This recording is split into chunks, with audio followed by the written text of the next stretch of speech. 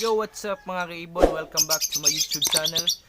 For today's video ay papaliguan natin ang ating mga African lovebirds ngayon kasi masyadong tirik yung araw at para iwasan natin na magka-headstroke sila at saka na rin mapanatili natin ang kalinisan ng kanilang mga balahibo. So, ang gagamitin natin syempre yung malinis na tubig. So, kukuha na tayo.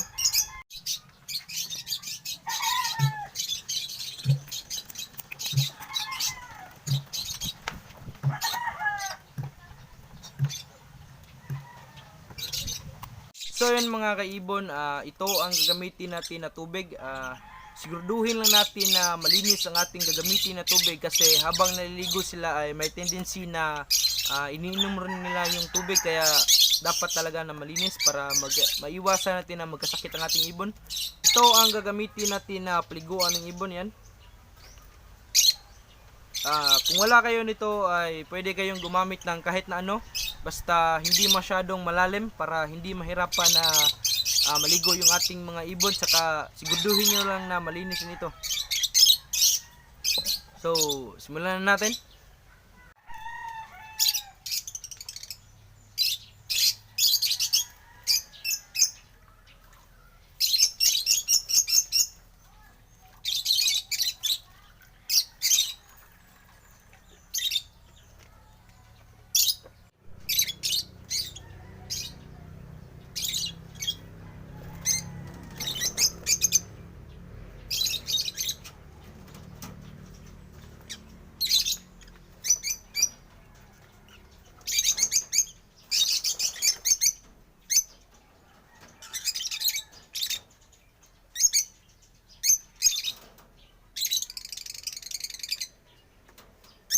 Five minutes later.